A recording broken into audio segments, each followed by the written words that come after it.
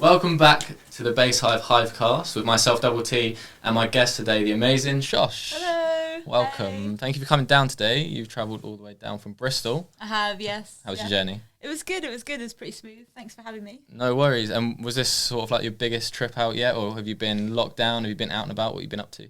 Oh, I've been a bit of a naughty girl, really. I do get out and about, and I think the thing is I've got so many projects on the go with people in different parts of the UK, and they're all kind of getting finalised. So Sure. I like to be in the room with people when we work. And That's good. I like that. Just for those who don't know, might be tuning in for the first time, who is SHOSH? Can you introduce yourself? Who are you? Where'd you come from? Hello, Bass Hive. My name is SHOSH. I am a UK garage producer and DJ and presenter. I've got a regular show on Kiss FM, and I run the label 24 Hour Garage Girls.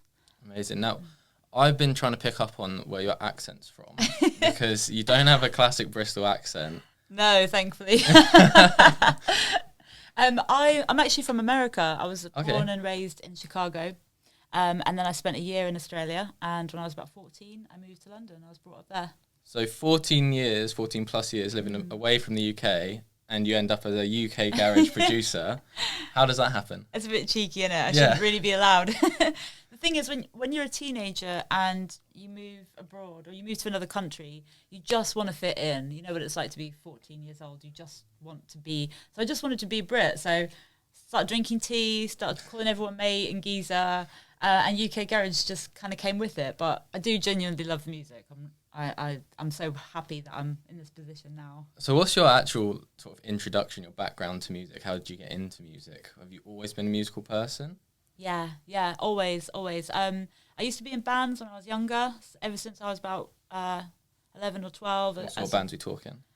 Like indie bands. Right. Like kind of whiny, thrashy, grungy indie bands, yeah. And what was your role? Were you an instrumentalist or a vocalist? I was the singer, songwriter and front guitarist. Okay. But I was in a few bands, and later on in life I was in a band where we all rotated parts. I also play keys, so I played the organ a little bit as well. And one of the great things about that band was that we all switched positions and switched drums like throughout the set. So you're a bit of jack of all trades in that sort of sense. Jack is the word. Yeah, I'm not very good at any of it, but I do a lot of it. So then, how do you transition from being in grungy indie bands to being a nice, happy, funky UKG producer? Well, I think I just followed the music, you know. Yeah. So I mean, I always used to be into quite heavy music, and I think maybe people can probably tell a little bit by how I look that there's a bit of like a heavier side to my taste or something. But as I've gotten older, UK garage just had that soul and that melodic energy that just really called out to me. So I'd go out and I'd listen to heavy music, and then we'd come home for the after party, and it would just be me and my mates. And we'd whack on garage, and that would be my highlight of the evening. Right. Yeah, so the love of it came from the highlight that. of the night was actually going back and listening to what you wanted to listen to. Yeah, rather than sort of like being in clubs and listening to whatever sort of forced down your throat as it is. Well, you know what it's like when you get home, and it's you and all your crew and no one else, you know, and you can, you know, it's the after party vibe, and that was where I felt. So where were these places that you were going out to and then coming back to? So in London, I used to go to a club called the Borderline, right, which was like a band's metal club, and I used to go to Fabric for dance music and places like that. So, and where was the other place? I used to go to the Bang Face parties up in London as well. So yeah, I have a real rave past. And the people that you're going out with, is this like from being a student? Is this just from meeting people? What sort of like that sort of side of things? Yeah, like friends that I made when I moved to the UK. So I went to an all-girls school when I moved here. So I didn't make friends with a lot. That'd be interesting. Yeah, I was not. I didn't have a great time with those girls. I've made friends outside of school who were like ravers and who were like up for doing, you know, things a little bit more off-grid, I guess. You know, free party scene. I think. Yeah. And those guys were just the most genuine, most happy, free, accepting, like non-judgmental people. And I really found a home with them. And are those some of those people, or any of those people, the same people who are part of your collective known as 24 Hour Garage Girls? That's a very good question, and no, they're not, because it was so long ago. Okay, so there was a transition between that. Yeah, I actually worked in an office for a few years in between and was a proper straight one. and then I think I could only do it for a few years, and I was like, no, bun this. I'm off to do music again. So was it just a spontaneous one day you woke up and office job wasn't for you anymore? Kind of. Actually, you know what? One night I was out with my mates and we came home to a house party and we were playing garage, and we were talking about how we wanted to get into Boomtown. Right. And what we could do to get into Boomtown. And at the time, Boomtown was a whole high street. So every venue within Boomtown was like something that you find on the high street, like a bank or a shop or a butcher's or something like that. So we thought, hell, we could be the garage. We could be the garage girls. And it all started from there. So it was just a kind of drunken idea. Boomtown was very much the start of the idea then, because that's sort of been the place where I've seen you most, doing takeovers and things and such. Was the idea for Garage Girls started as sort of like an events thing? Yeah. How does it transition from an idea to an actual physical thing? A really good pitch, I think. Yeah. I mean, big up Boomtown, because they took our idea and they made it into something. They kind of helped us realize it and make it practical and logistically viable, like how we would operate the venue, how we would kind of operate as the Garage Girls. And then from that, I started DJing, and then from DJing, I started producing, and then from that, I started my job at Kiss. DJed before you produced? Yes. How'd you get into DJing? Because I was running this venue called the Garage Girls, and people weren't playing what I wanted them to play. Right. So I just got really pissed off and decided to do it myself. Don't tell me that the people playing at the garage place weren't playing garage music. They weren't playing garage. No, they weren't. They were playing like wonky booty bass and wonky techno and so one day you just thought, I've had enough of that, I'm going to step in. Yeah, kind of. Yeah, I wanted to hear the classics, and I wanted to hear more like kind of bass-driven garage, and I just thought if I wanted something done properly, do it yourself. Yeah. So obviously it's not just you. Who's sort of like the people, the brains and the team behind 24 Hour Garage Girls? It is actually all me. It is? Yeah, for real. I thought it was a big team of people, because whenever you see the Boomtown sets and everything, you've got a big group of people there, but you are the 24-hour Garage Girl. Well, the Garage Girls are a team of like 6 other girls, and they're amazing. They're performers. So they're stage performers, and they kind of embody the idea of the Garage Girls. Like, they bring this amazing energy and style to the shows. But in terms of booking, operations, logistics, safety management, running, everything is me. I only see the girls on the day of the show. Okay, and really. Correct me if I'm wrong, but I've heard a rumour about the Garage Girls that at festivals you can be washed by the Garage Girls. That's an old rumour. Where'd you hear that? No, just in my research. I thought I put that out. I put that fire out a long time ago. We used to do that. Yeah, we used to fully watch and that was just part of the legit. branding back in the day. Yeah, we would say, come have a filthy rinse out. And we call everyone dirty scrubbers. And we'd say, does your mum know how filthy you are? And yeah, like literally wash people. We had links, we had imperial leather, we had towels, sponges. Wow. And people. It was just as much women as it was blokes. And I can imagine like, at a festival. You'd have like 5 or 6 people in a convertible with like 8 girls washing everyone, and like just shower hoses going off and rubber ducks being thrown about. Day 3 of a festival, you're probably doing them a favour as well. I thought it was a great service. How have the shows changed from the beginning, your initial idea, to what they are now, which I assume is a bit more of a refined performance rather than throwing links and buckets of water over people? One of the first things we had to do was work out how not to get that in people's eyes, because we had people now walking I've just away. brought it back. Yeah. Literally full circle. But it has changed a lot. It's changed a lot because, when we first started Garage Girls, we were doing it because we wanted to have fun. That was the only motivation behind it, was to get into the festival for free and to have loads and loads of fun doing it. We knew we wanted to dance as well. That was the key. And over time, there was pressure to kind of streamline it, make it safer, make it more manageable. And then one year, the guy that I had paid to, I paid, basically I had a contract with this guy who provided the car, and I had it custom built, and it was like a big expensive commission. And one year he just decided just to cut me off.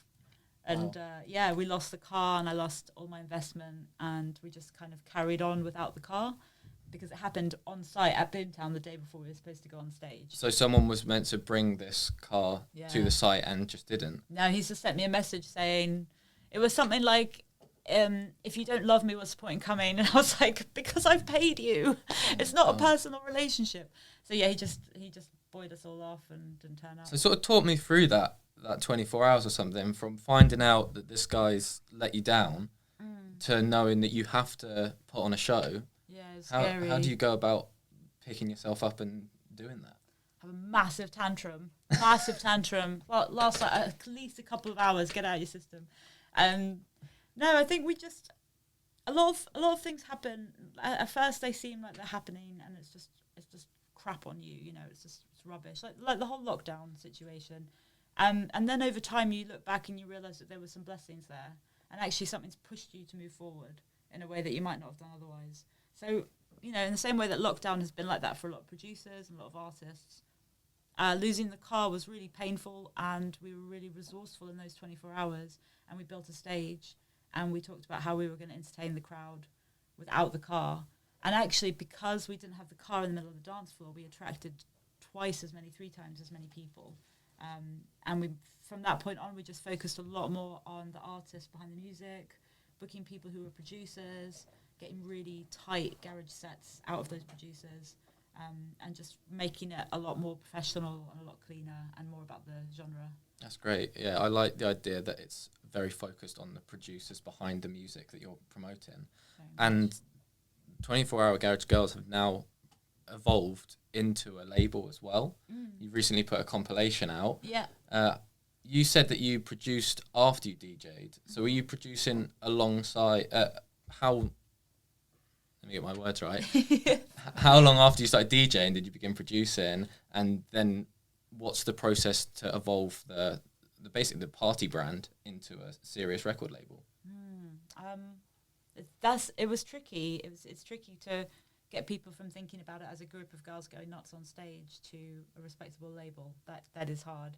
I think because lockdown has kind of taken away all of the live events, and it's taken away the idea of dancing together and stuff, it's helped the transition a bit. So now the Garage Girls can more be the face of the brand that supports the artists. But yeah, I mean, that was the second compilation that we put out, and we do one every year. Right. So it was just really important to stay on track, even in spite of lockdown. Just stay on track, keep supporting the artists. And the actual compilation had some really big names on it. Went down really well. What was it like compiling that and getting all these people involved?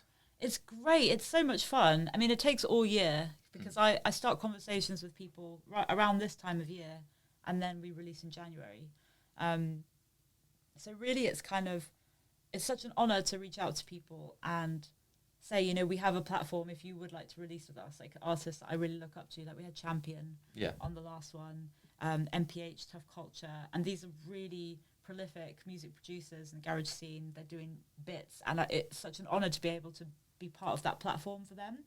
At the same time, people always, people will sometimes spend months putting together a track for you to release, and it's just really humbling to think of that effort being made, to push the scene and to push the brand as well. So the week of release, we featured the compilation in our Buzz Chart series. Yes, I saw. Thank you. We picked your track to be the top one as like the front woman of the brand. Have you Compliments will get you everywhere, mate. Nice one. have you got a personal favourite aside from your own track on that compilation, and whose is it? The Zephyr and Up and Down collab, Every Second. Yeah, such a banger. It's so simple as well. I like the simplicity, and I like that it's two of the up and comers showing the top names how it's done as well. Yeah. Like standing up and trading blows with them as well. Definitely. And I think that was a really good part about the compilation, is that it, as well as showcasing the garage scene's biggest and best, that you're also bringing through the the new wave of producers as well? Definitely. It's really hard right now, there's so much music coming out and it's really saturated. It's really hard for artists to get a foot in the door unless they have a little bit of support. So again, it's nice with Kiss and with the compilation, it's nice to be able to do that for people. Talking about the UK garage scene as a whole and the new garage scene as well. Yeah. We have a series that we run every week called Making a Buzz, where we look at artists who are up and coming in the scene or established artists who are like currently doing their best stuff. And we've featured the likes of Zephyr, Oppidan, Prozac, etc. on it. Nice. If you had to choose someone who is making a buzz, one to watch in the scene right now, who's your, maybe, if you can't pick one, maybe a top three? Can I have a top three? You can have a top three, That's yeah. so generous, thank you. I never get a top three. I'm going to shout Selector because he's not that new anymore, but he's still a new artist in the garage scene and he's still putting out, I mean, his work rate is amazing and the consistency and quality of every release is just on point, so Selector's my number one. We've got a lot of time for Selector. He was the first ever interview we did on Bass Hive. Is it? Yeah, so good choice. From all the way back, I can back that selection. Nice. I would say my other two ones to watch are Oppidan. Yep. Excellent female producer. Probably the only other woman I know making garage right now. Really excited about her. And also MPH, who's just signed with my agent at Earth. So we're backing him a lot. MPH right is a personal favourite, and we're both from the same area, so we've got to shout him out every single time. Yes. You've been a fan of the UK garage scene for a long time, so you've watched the evolution of the new school artists coming through, the new sound. What was your sort of perception as the sound began to change? And then I guess it was kind of the standout moment for me was the Virgie album last year, where it kind of erupted. But obviously things were happening way before then. What's been your sort of take on the evolution of the genre? I was so grateful for it. I think it's a difficult question because there's so many angles of it and so many points where you can jump in on it being a thing. When I first started playing garage, bassline was big. And garage was like under the shadow of bassline. Right. And it was never really where my heart was, but there was a huge amount of pressure to play bassline in between garage tunes. And then producers like Sammy Virgie started coming through and kind of creating that hybrid sound between bassline and garage. And I really latched onto that with my releases last year. So I released like Get Down and Bring the Bass, which were tunes that were kind of half bassline, half garage. And I think a lot of producers like myself followed suit with what Sammy was doing. And I think that's what the genre really needed to stand up in its own right, because it was getting overshadowed by bassline. The standard way that we approached garage as kind of two-step melody-based tracks was not able to compete with the dance floor rhythms. It just wasn't. It's hard to get through new anthems when nobody knows them. You know what I mean? So everyone was just kind of like defaulting to old school and when they played garage, and then there wasn't really this place for new garage to sit. So now we have this kind of bass-driven 4/4 garage. It's revived the garage scene, and it's also created this beautiful space for new two-step anthems to sit and grow within that scene. So has it affected how you produce? Have you sort of found yourself swinging towards the new sound? Yeah, I mean, definitely. Like I said, like last year, I was focused on building that kind of that hybrid sound, but the tunes that I've got ready, set up to release this year are very much more back to two-step. When we actually spoke to Selector on the first ever interview, he said that the future of garage is in 4x4. Right, okay. What do you think of that statement? Do you think that's the way things are going? I wouldn't disagree with that statement.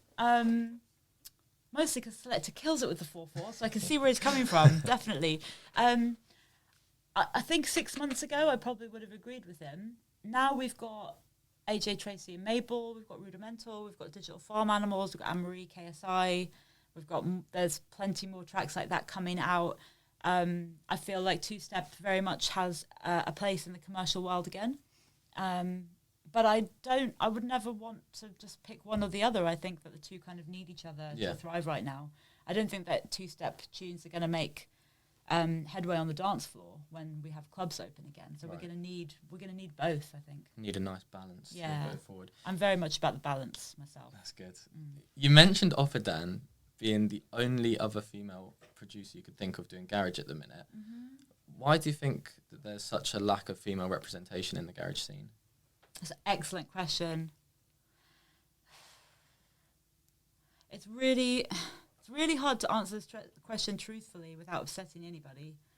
But I do really want to be honest. I always want to be honest with everything I do.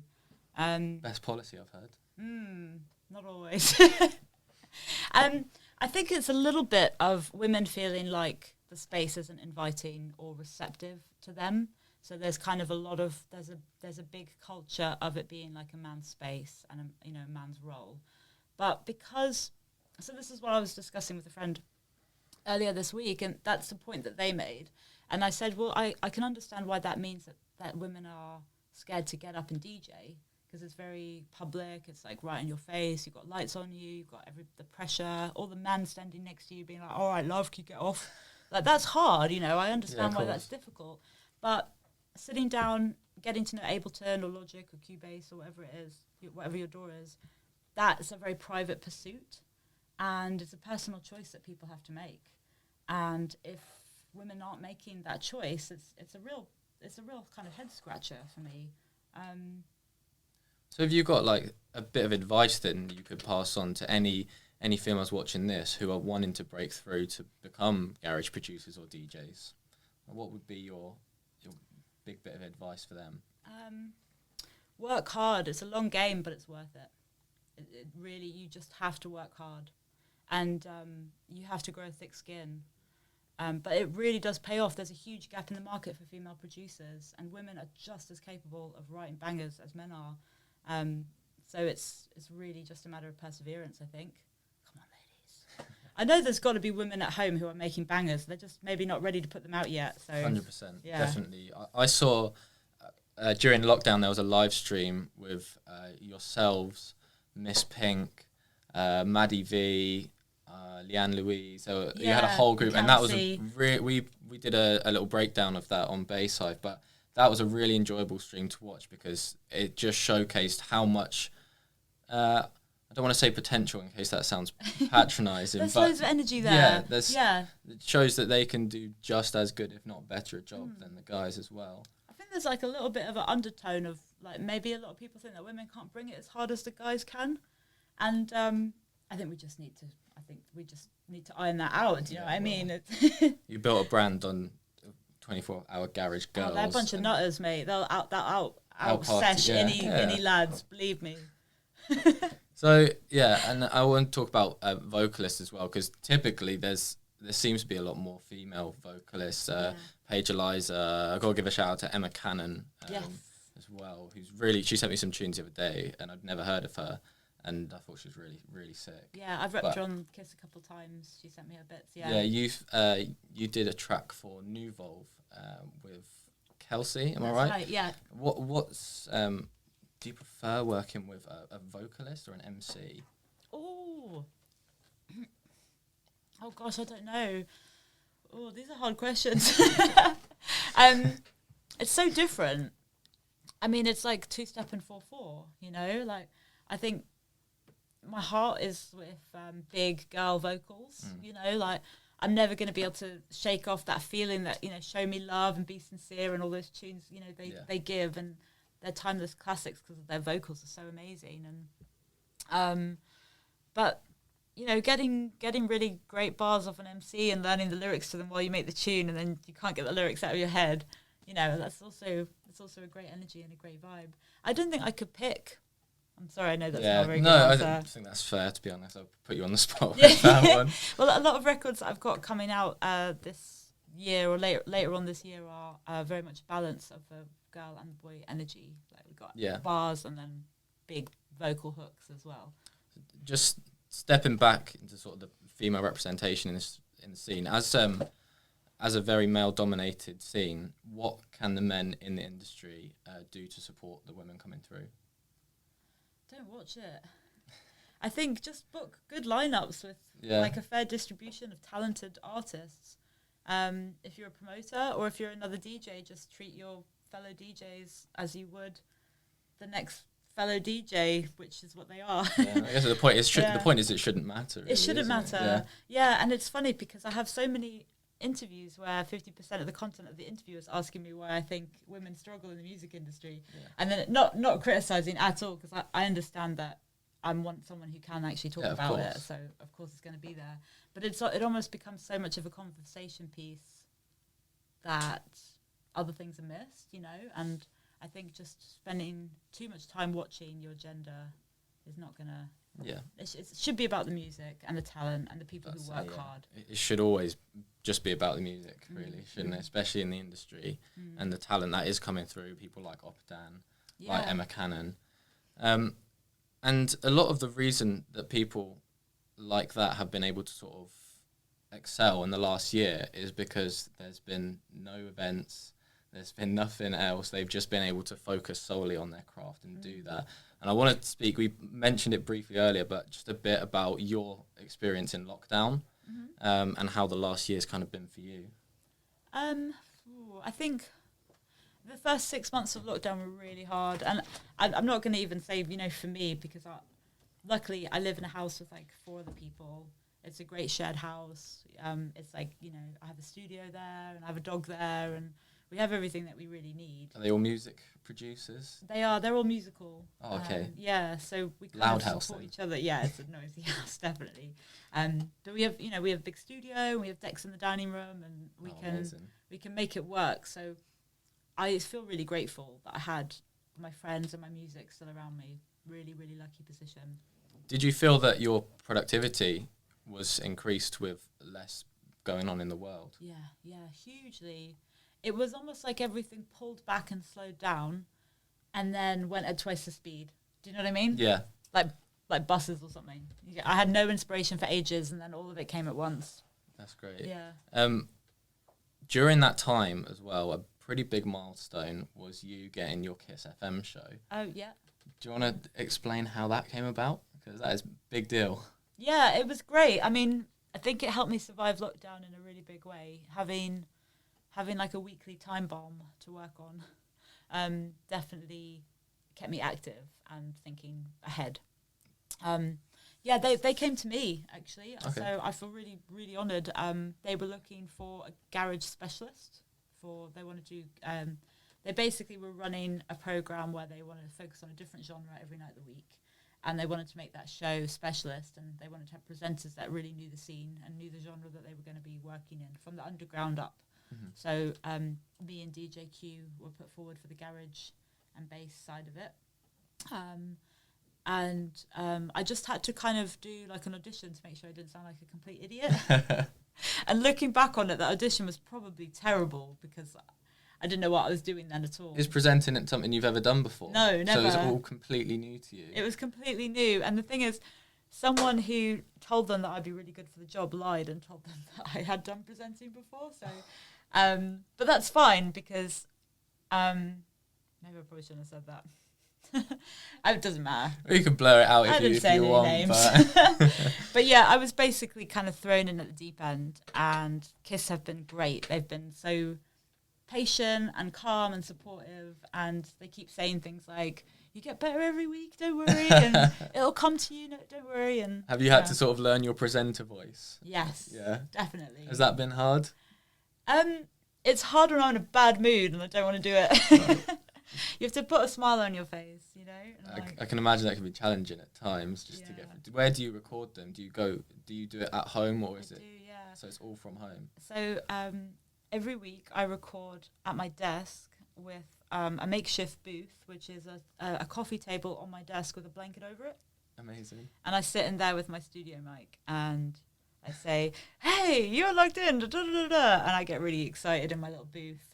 And that's my Monday nights. That's great. I really like that. What sort of, have you got future plans or an end goal with this Kiss show? What's the current format and what are you trying to achieve with it, if you like? Well, the focus is representing garage as a genre. So everything from the underground kind of new producers to the top dons. That's my job and my focus and my priority.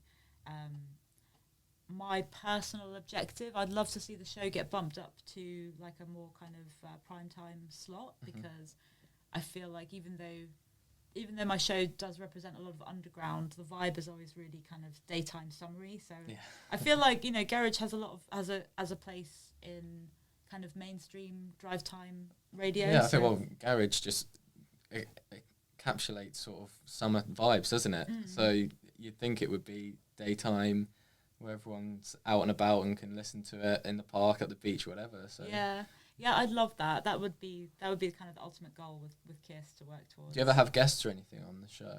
Every week, yeah, we have a guest. Yeah. And I try to switch it between old school and new school. So last week we had Drinks on Me, because he just released Movies. Yep.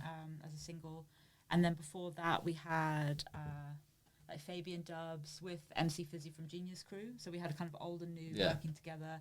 And then before that was Luck and Neat, you know, and then we had MPH before that. And we just kind of switch it up so that everyone is represented. Bit of old school and a bit of new school as well for everyone. Has there been like a highlight, like a specific show or an interview or something from the whole experience that's been the best for you? I think, well, I did a live interview with Charlotte Devaney. So we had a single drop last month as a collab project, and to kind of celebrate that release, I did a live interview on set at the shoot of the music video. And that was really nice because it was the first time I'd done an interview face to face with someone.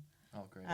So, you know, it's so much more natural, isn't it, when you can kind of cue to each other and talk to each other naturally. So is that something you'd like to do moving forward, is more in-face interviews? Once lockdown's over, will you still be underneath the blanket on your coffee table?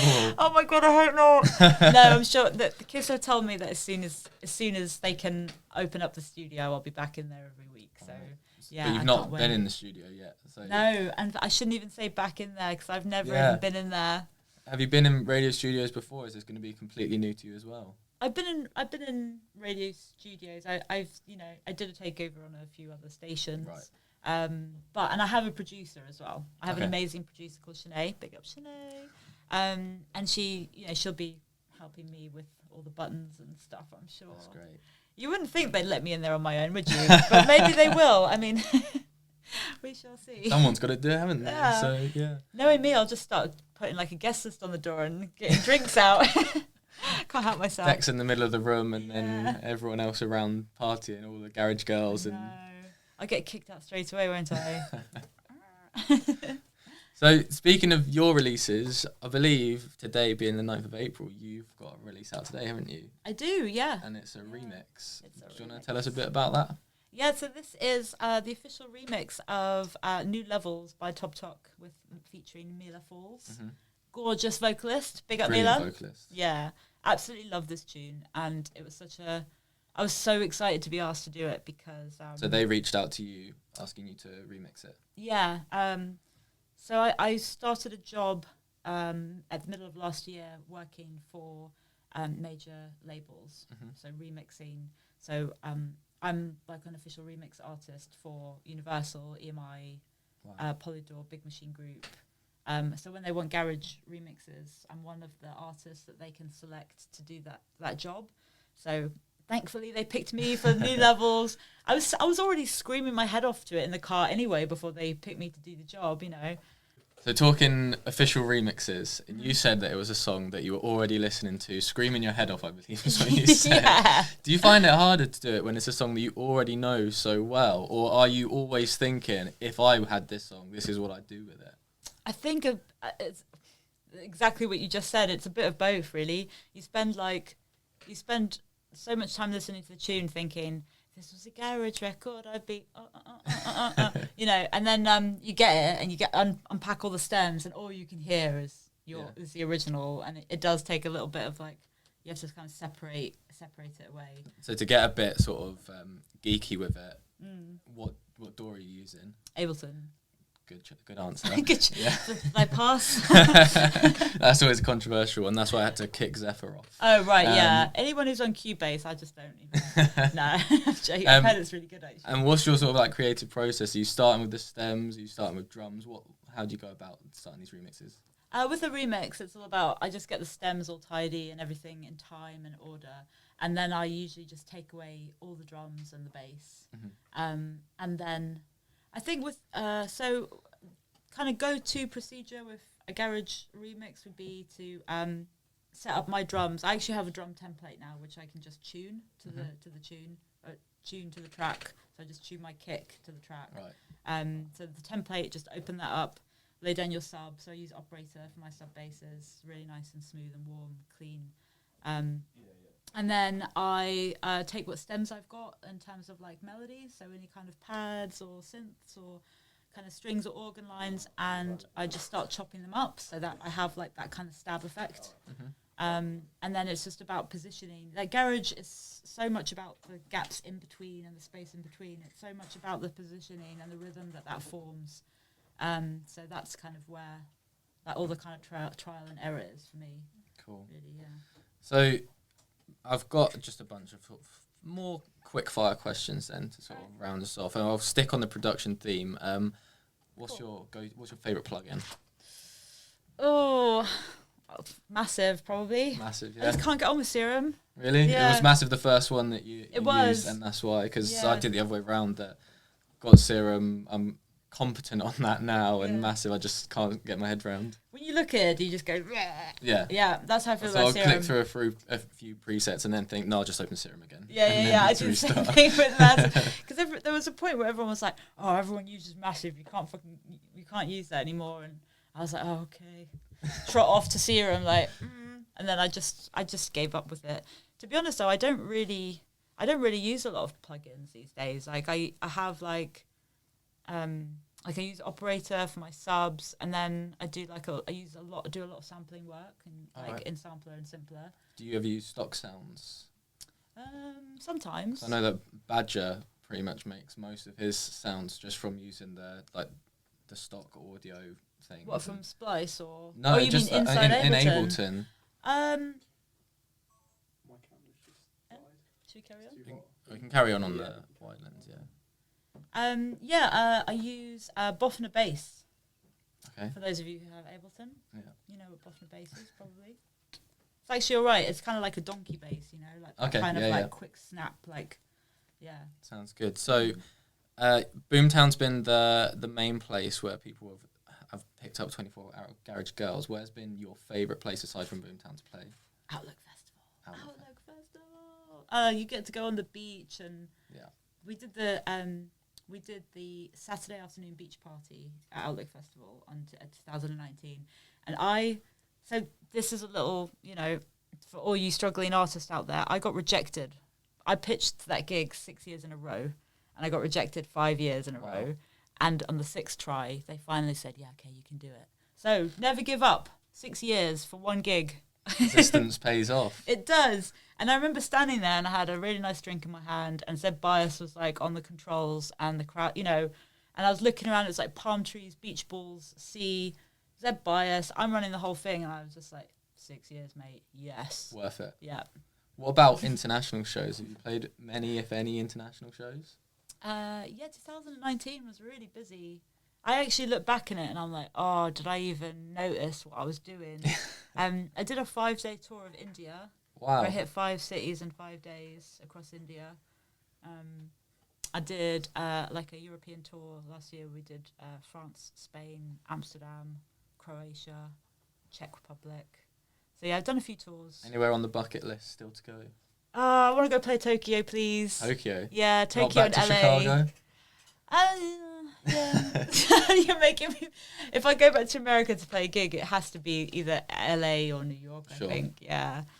I think I just want to see a palm tree while I'm playing. That's like a bit of a bucket list thing for me. Yeah? Yeah. Don't really get them Outlet Festival, do you? No, you get a couple, but I think that they're fake. I'm not sure. Yeah. Have you got... Because I always like asking this, have you got any horror stories from DJing? Yeah, quite a few. Horror stories. I mean, I have like daily nightmares about my equipment not working. Yeah. That's like a nightmare. But so I used to play this festival called Bolter Festival. And it's a really small capacity festival, but it's kind of known for everybody getting absolutely off their nut at this festival. It's like one, like how Bangface is like kind of known for people just going nuts. So it was one of those vibes, and I was playing, and this guy came on stage. He like wandered onto the stage, and I think he was on acid, and he was basically completely naked as well. And so I just thought, the security, if the security get to him before I do, then they're gonna beat the crap out of him, and he's tripping his balls off, and like that can't happen, like that's savage. So I went up to him first, and I took him by the hand, and I was like, "Come with me, mate. Like, are you having a nice time?" And I took him behind like the DJ booth a little bit, and I think that he thought that I was like coming on to him or something, so he just started humping me. And he's like, I'm obviously like fully clothed up, full tracksuit or whatever, but I've got this naked guy tripping out just trying to make love to me while I'm playing.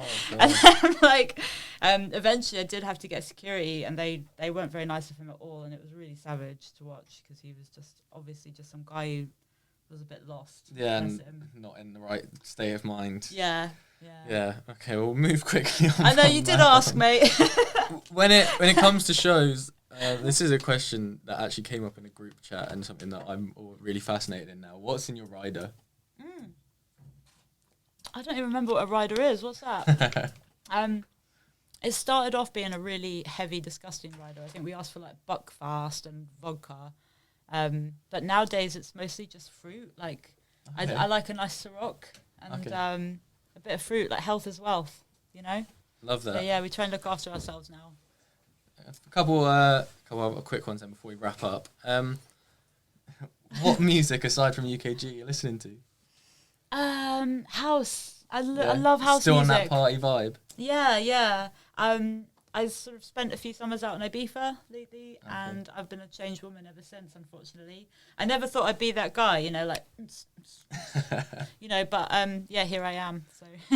So firstly, I just want to say thank you very much for coming on the podcast. Thank you. I've really enjoyed this chat. And I want to finish with a couple, not that deep, don't worry, but more serious questions. Be crying by the end of No, the first one's looking back, and is it what piece of advice would you give to your 16-year-old self? God, I don't know. Don't dick around. I spent a lot of time dicking around.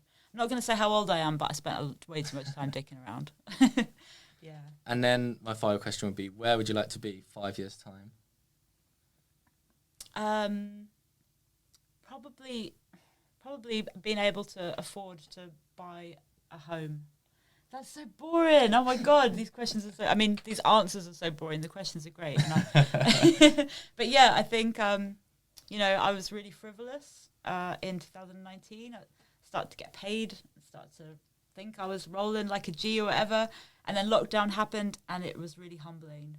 And so I think that like my aims now are to stay healthy and to sort of secure the bag, for my future self. and I assume this house is that with the decks and dining room table as well. Oh yes, yeah, there will be a studio in the dream house. 100%. Amazing. Yeah. Well, thank you everyone for tuning in and for watching. All of SHOSH's information will be in the description if you're listening on iTunes and Apple as well. Thank you very much. Cool. Thanks so much for having me. It was a pleasure. That's it.